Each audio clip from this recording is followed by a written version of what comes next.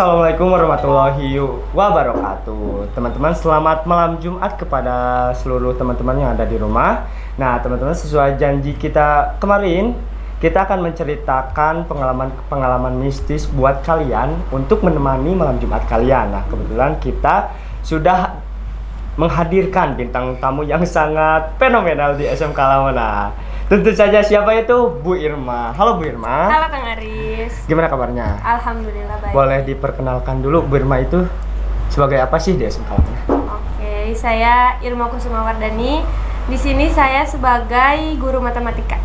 Oke teman-teman, ternyata Bu Irma ini sebagai guru di SMK Lamona mata pelajaran matematika. Nah, ngomong-ngomong BTW gitu ya Bu, BTW, Oke. Ibu mau bercerita tentang apa nih malam Jumat hari ini? Cerita tentang pengalaman waktu dulu pernah di pesantren. Di pesantren. Oke teman-teman, kalau begitu Ibu langsung saja kita bercerita Langsung cerita. ke sana aja ke Oke. teman-teman.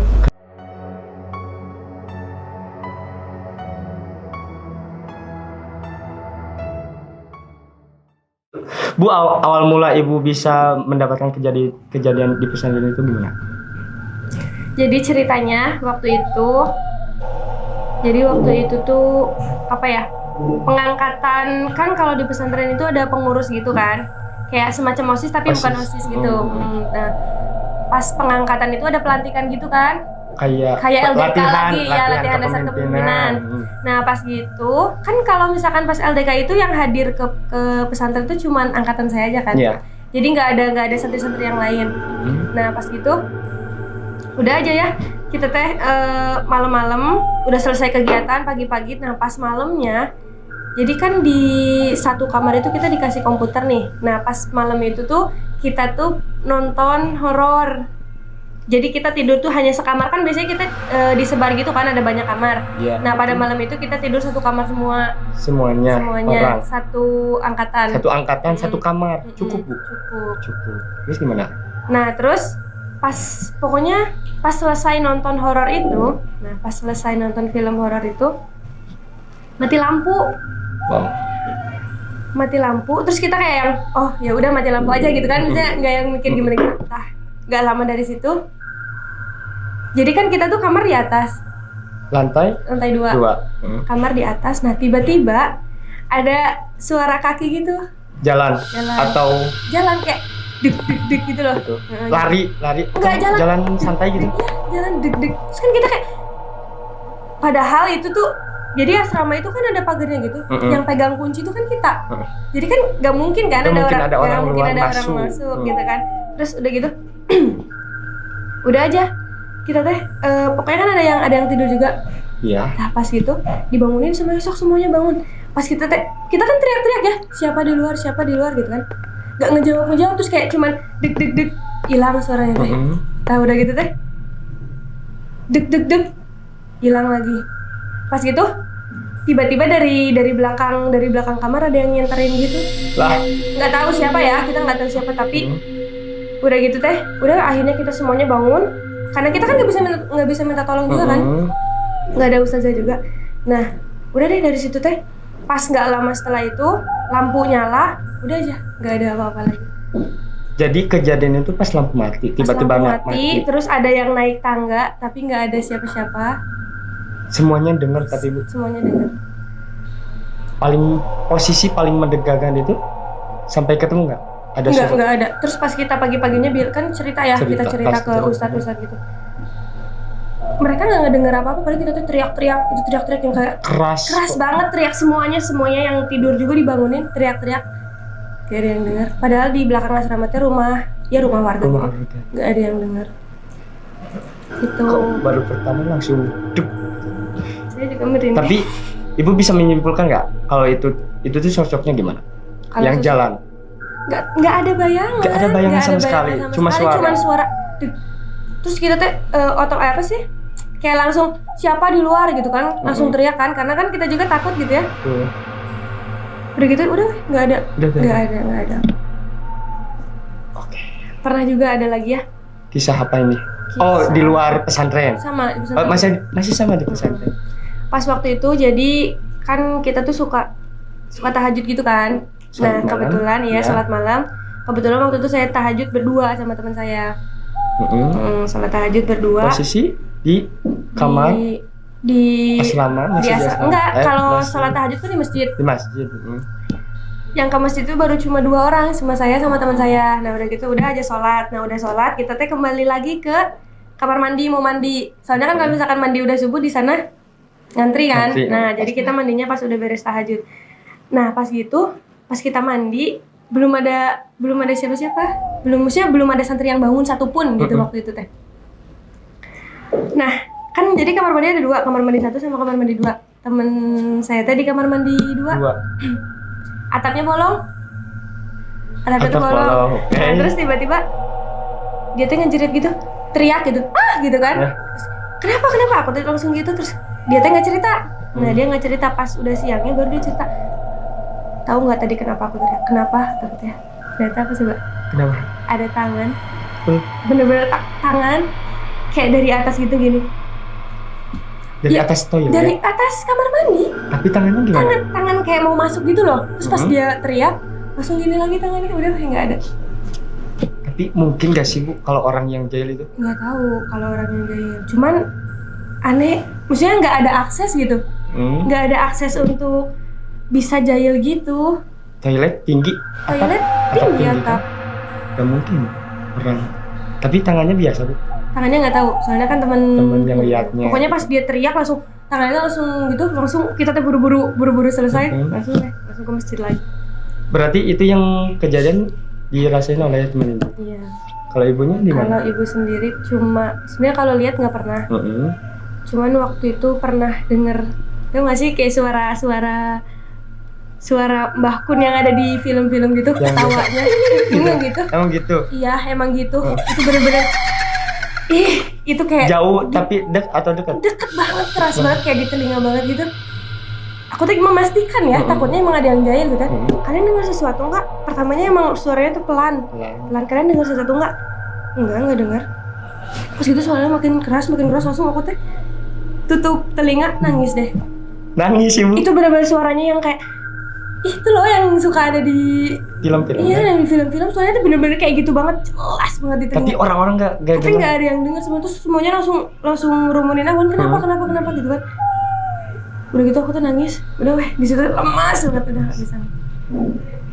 Itu kejadian menurut Ibu dari semua kejadian itu kejadian yang paling berasa, paling gak ingat. Tapi nggak sampai sakit. Cuman lemas banget, terus kayak kebayang-bayang terus gitu loh, si suaranya itu jadi terngiang-ngiang terus gitu. Ini posisi Ibu belum pernah ketemu, amit-amit gitu ya Bu? Jangan dong. Jangan ketemu, tapi dengar suaranya juga udah seram. Terus gimana lagi Bu? Ada kisah lagi untuk bicara? Sebenarnya kalau kisahnya lebih masih kebanyakan gitu. Kebanyakan dialamin sama teman-teman saya gitu. Jadi Ibu juga ada pas di sana? Berkaitan dengan ibu. Gimana? Jadi waktu itu pas tahajud juga ya. Sebenarnya pas tahajud. Jadi kan saya tuh suka tahajud sama kakak kelas. Ya. Nah kakak kelas saya itu ngebangunin ke kamar. Tapi cuman kayak ngebangunin aja. Terus kata kakak kelas aku itu katanya udah bangun, udah duduk. Siapa? Ibu teh. Katanya ibu teh udah duduk, Cina udah bangun. Iya, Cina udah bilang gitu. Padahal ibu teh benar-benar nggak sadar sama sekali dan nggak tahajud pada hari itu teh. Udah gitu teh, udah dia teh ke masjid ya, ke masjid sendirian. Pas dia sholat, dia tuh ngelihat ada ibu di masjid, di tempat biasa kan kalau sholat tahajud selalu di situ ya tempatnya teh. Di tempat itu katanya ada ibu, terus pas siang-siangnya dia tuh cerita tadi tahajud kan? Enggak tahajud, orang nggak dibangunin. Dia bilang gitu.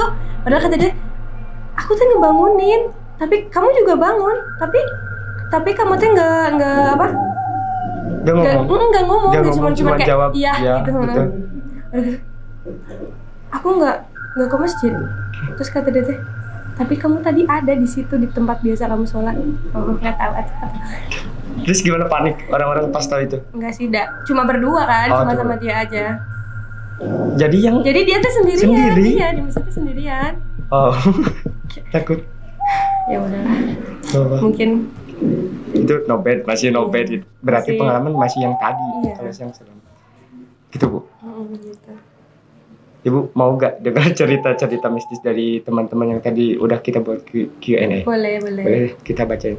Oke teman-teman, saatnya kita bacain Q&A dari kalian. Setelah kalian udah tahu kan kisah ibu gimana tadi, kisah misterinya cukup menegangkan juga sih.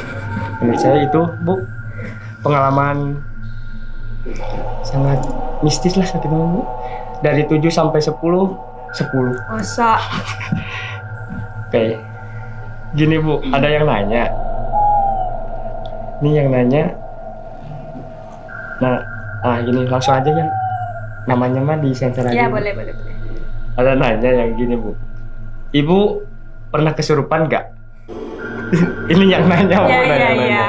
Gak pernah kesurupan. Belum pernah. Enggak. Tapi pernah lihat orang. Pernah lah, sering. Gimana itu reaksi Ibu pas lihat orang kesurupan? Ya udah ngeliatin aja. Liatin aja begini. Iya. Nggak panik sama sekali. Ya gimana Mia? Ya deg-degan ada, takut ada, Deg-degan. cuman ya mau gimana lagi gitu. Udah liatin aja gitu. Banyak banget pas di pesantren, Itu kesurupan masalah. kesurupan Mas. Pokoknya kalau mati lampu lah, kalau mati lampu langsung. Berarti masalahnya itu dari mati lampu ya? Sering kalau mati lampu tuh langsung Banyak orang banyak yang gitu. itu. Terus yang kedua, terakhir kali Ibu lihat hantu? Nggak pernah kan? Nggak pernah. Cuma mendengar. Ya, cuma mendengar. Nah, ini. Bentar Bu. Bu pernah naik gunung, terus pernah ada hal mistis gak Bu? Katanya. Pernah naik gunung, Naik cuman gunung. kalau hal mistisnya si Almi nggak ada, cuman temen saya. Teman, boleh lah Bu diceritain Oke. aja gimana teman. Jadi katanya pas waktu itu posisinya aku naik gunung, keadaan teh lagi berhalangan. Ibu posisi yang berhalangan. lagi berhalangan. Nah, kita tadi disuruh istirahat kan karena ada teman juga yang lagi sakit, disuruh istirahat perempuan-perempuannya. Nah, cowoknya ada yang jaga berdua.